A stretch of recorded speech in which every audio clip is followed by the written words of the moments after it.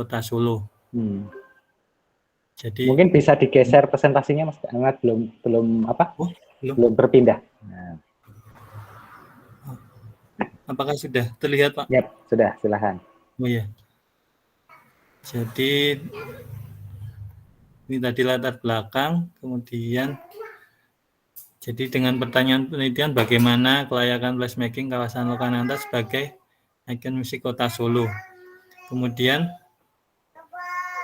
terkait placemaking itu sendiri, untuk big data, saya ingin minta arahan terkait dengan daya tarik, terutama terkait dengan crowd Pak. Jadi apakah ada partisipasi konsumen atau masyarakat terhadap Lokananta yang secara existing sekarang itu dijadikan sebagai tempat untuk event.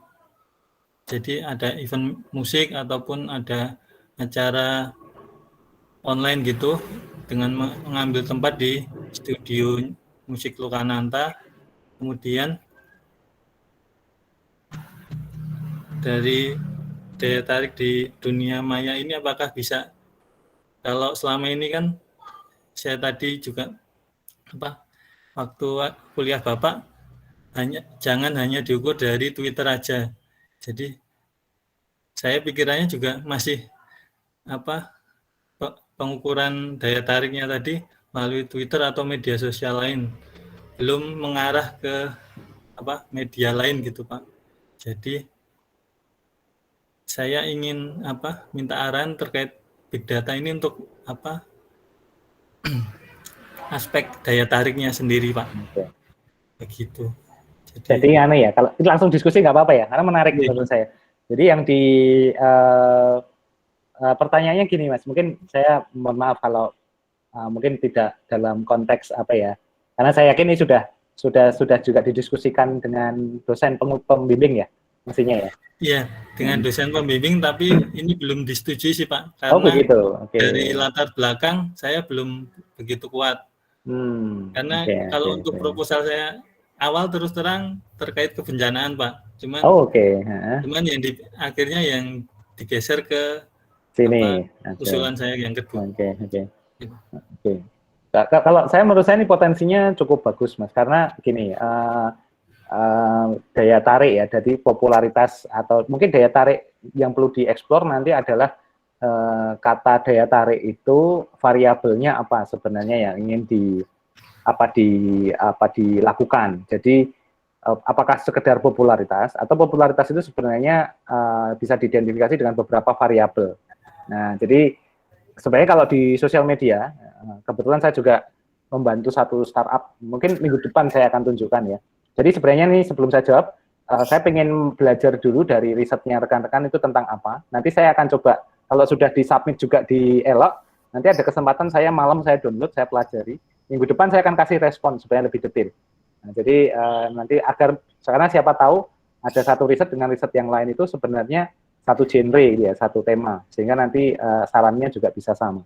Tapi kalau ini untuk merespon tadi pertanyaan tadi sebenarnya menarik karena nanti di dunia tadi ya di dunia daya tarik tadi, katakanlah menggunakan platform sosial media itu parameternya banyak sekali Mas. Ada engagement, ada richness, ada popularity, kemudian ada competitor analysis, time series analysis, banyak banget, dan itu bisa didapatkan dengan data-data yang bersumber dari Twitter, dari Instagram atau data lain yang nanti kita tautkan, jadi kayak gitu. Termasuk nanti mungkin di Lokananta sendiri punya website atau punya fasilitas yang bisa diandalkan sebagai sumber data, gitu ya.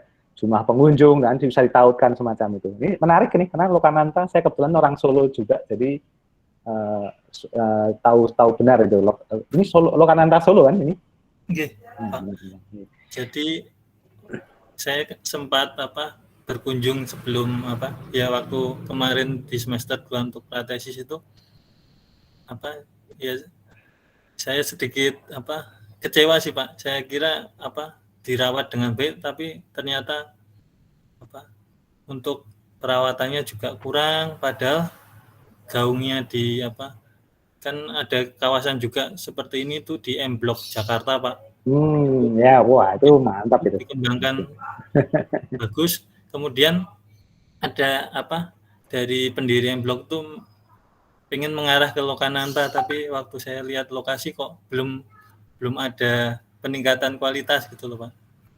Padahal kalau dari ada beberapa acara online gitu, beberapa sponsor, salah satunya Jarum 76 itu kemasannya bagus, Pak, untuk lokasinya secara online gitu, Pak. Cuma kok Oke.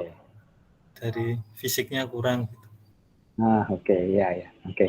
Baik, nanti mohon bersabar sebentar, saya coba nanti pelajari lagi presentasinya, dan kemudian nanti coba saya akan berikan beberapa note yang nanti akan saya share di next week ya, untuk merespon apa yang saya sampaikan. Terima kasih Mas Niko.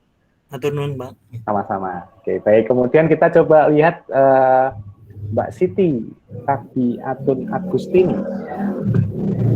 Boleh Mbak Siti? Izin share screen, Pak ya. Ya, silakan.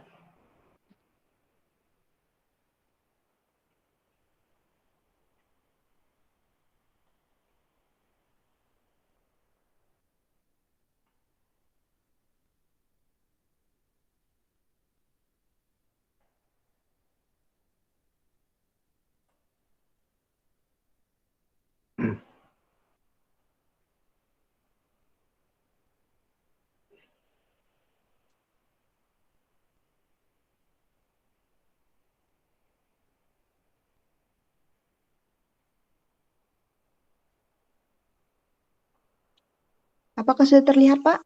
Sudah, silakan. Baik. Assalamualaikum warahmatullahi wabarakatuh. Terima kasih telah memberikan kesempatan untuk memaparkan tentang judul tesis saya mengenai pengelolaan Taman Nasional Danau Sentarum yang berkelanjutan di Provinsi Kalimantan Barat.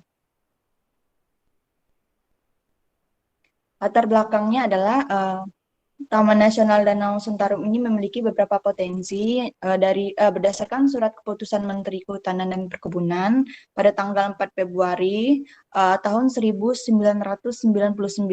menetapkan bahwa Taman Nasional Danau Sentarum ini merupakan kawasan konservasi lahan basah dengan luas zona 130.000 hektar. Kemudian TNDS ini termasuk ke dalam inisiasi Heart of Borneo yang dideklarasikan pada tahun 2007. Dari Kementerian Pariwisata dan Ekonomi Kreatif atau Badan Pariwisata dan Ekonomi Kreatif Republik Indonesia menyebutkan bahwa Danau Sentarum ini termasuk salah satu dari 10 danau terbesar yang ada di Indonesia. Danau Sentarum ini juga merupakan danau terbesar dan terluas yang ada di Pulau Kalimantan. Sepanjang lebih kurang 10 bulan dalam 1 tahun, Danau Sentarum ini digenangi oleh air sungai Kapuas dan menjadi hamparan lahan basah yang luasnya lebih dari 120.000 hektar. Seperti yang terlihat pada gambar di sebelah kanan yang di bagian atas itu adalah kondisi kondisi Danau Sentarumnya pada saat musim penghujan. Kemudian memiliki juga fenomena perubahan iklim dari hujan ke kemarau yang membuat Danau Sentarum ini bisa mengering. Ini disebut juga danau permanen. Seperti yang terlihat pada gambar di sebelah kanan di bagian bawah, ini adalah kondisi saat danau itu dalam kondisi kering ketika terjadi musim kemarau. Ketika terjadi musim hujan, danau ini juga bisa membentuk cekungan atau lebak-lebung terendam air dengan kedalaman 6 sampai dengan 14 meter. Potensi lainnya juga adalah Danau Sentarum ini juga dilalui oleh Sungai Kapuas, termasuk sungai terpanjang di Indonesia, memiliki ekosistem yang masih sangat asli dan menjadi habitat bagi bermacam flora dan fauna endemik, termasuk beberapa spesies yang hampir punah. Salah satunya seperti burung enggang yang biasanya digunakan oleh suku Dayak, kemudian arwana super red, hutan rawa kerdil, hutan rawa tinggi, dan kantong semar, dan lain sebagainya. Dalam beberapa tahun terakhir, Danau Sentarum ini juga dijadikan sebagai daerah tujuan ekowisata oleh masyarakat berupa festival Danau Sentarum yang menyajikan pesona alam dengan keberagaman kehidupan sosial ekonomi di dalam kawasannya.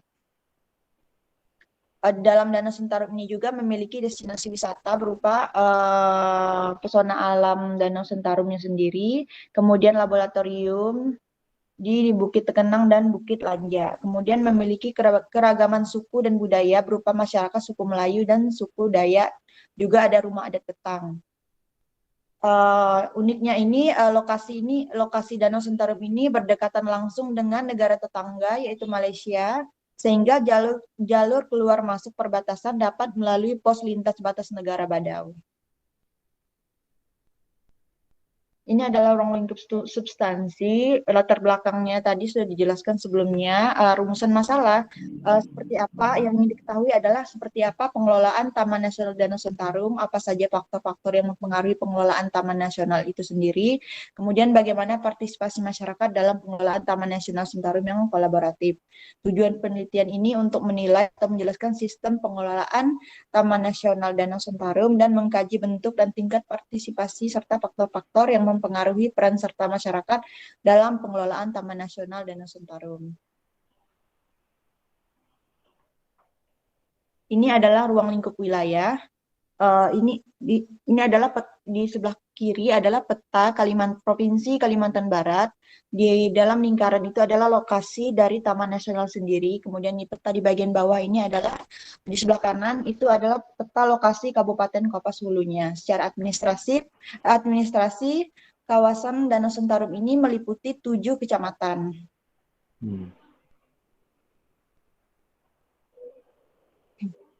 Ini juga ruang lingkup wilayah. Dasar pemilihan lokasi penelitian itu juga karena salah satu taman nasional konservasi lahan basah terbesar yang berada di Kalimantan, jarak dan lokasi penelitian masih bisa dijangkau dari tempat tinggal. Kemudian di peta di bagian atas sebelah kiri itu adalah peta Kabupaten Kapuas Hulu, sedangkan di sebelah kanan itu adalah lokasi penelitiannya di Kecamatan Batang Lupar yang terdiri dari 10 desa. Metode penelitian ini menggunakan pendekatan penelitian deduksi kualitatif, jenis dan sumber data yang akan diambil menggunakan data primer dan juga sekunder. Untuk data primer nanti ada kuesioner, wawancara, dan juga observasi langsung di lapangan. Sedangkan data sekunder ada peta wilayah, data instansi terkait dengan penelitian, dan peraturan atau kebijakan dari pemerintah.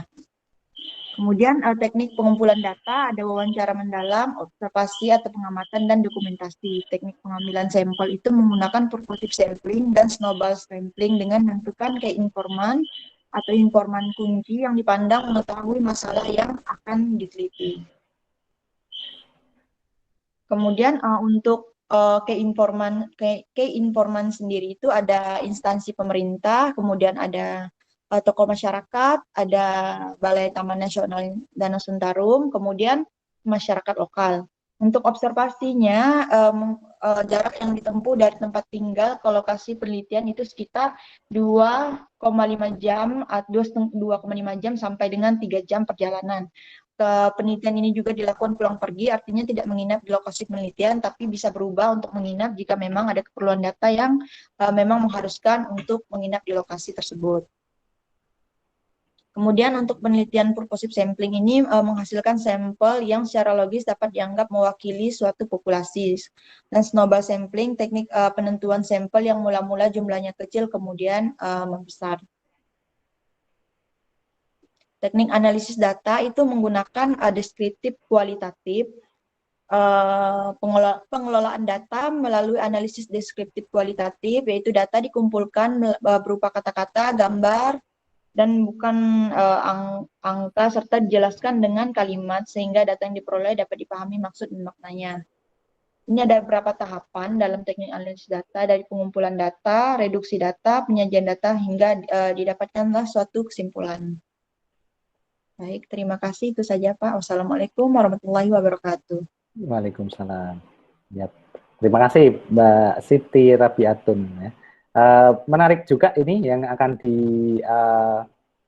dikerjakan begitu ya. Tadi saya sempat kepikiran beberapa poin ya terkait nanti potensi untuk bisa menggunakan big data ya. Jadi dari sisi data yang akan dikumpulkan tadi, data primer dan sekundernya menurut saya sudah sangat variatif ya, sehingga ini jadi potensi untuk punya data, bisa diolah menjadi data besar ya. Tinggal nanti cara mendapatkannya yang akan dikerjakan. Jadi seperti apa? Apakah mostly misalnya mungkin kalau wawancara macam-macam itu mungkin memang harus dilakukan ya, tapi nanti data-data yang dari sekunder itu apakah bisa dibantu dengan teknik pengumpulan dengan menggunakan data besar. Nah, nanti mungkin kalau kita udah bisa, nanti minggu depan saya rencananya adalah kita mencoba melihat gitu ya, bagaimana cara kita meng-align agar penelitian kita ini bisa masuk atau mendapat dukungan big data dan nanti kita mengidentifikasinya dari kayak saya tadi ya, jadi bagaimana kita data dan sumber datanya itu kita identifikasi dari sumber data dari big data. Nah, dari situ baru nanti bicara pengolahan. Jadi hopefully nanti moga-moga rekan-rekan yang lain bisa segera submit dan kemudian nanti saya bisa review dulu gitu ya, saya pelajari dan kemudian bukan bermaksud menjadi pembimbing ya, tapi lebih ke arah memberikan advice. Ini ada peluang menarik, nanti mau diambil apa tidak masalah. Ini hanya dalam rangka exercise di di penelitian di mata kuliah ini, gitu ya kira-kira.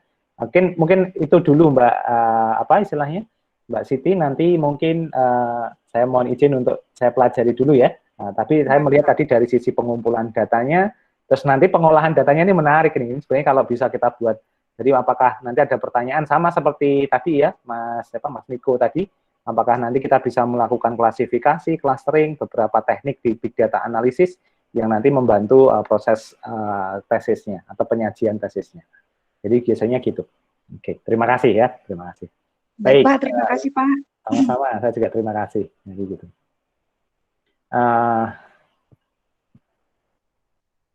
Baik, mungkin yang lainnya nanti silahkan dimasukkan ya. Untuk sesi saat ini kita cukupkan dulu. Mungkin untuk sesi ini terima kasih sekali atas kehadiran dan tadi beberapa diskusi singkat ya. Nanti minggu depan kita akan lebih banyak diskusi kembali. Nah, nanti kita akan coba istilahnya itu minggu depan temanya streamline ya, mengarah ke big data, dan nanti tentu saja nanti ada juga kita learning dari beberapa riset atau beberapa paper yang mungkin bisa kita enhance atau bisa kita gunakan untuk memperkuat pendekatan big data pada penelitian fokus kita, kira-kira begitu. Baik, untuk hari ini saya cukupkan, nanti link rekaman akan saya share juga di grup ya, untuk kemudian kalau ingin dipelajari lebih lanjut. Terima kasih untuk sesi hari ini, saya ucapkan selamat melanjutkan aktivitas dan kuliahnya, sehat selalu, saya tutup terlebih dahulu, Assalamualaikum warahmatullahi wabarakatuh. Waalaikumsalam, terima kasih Pak. Waalaikumsalam Pak. Sama-sama. Terima kasih Pak. Terima kasih Pak.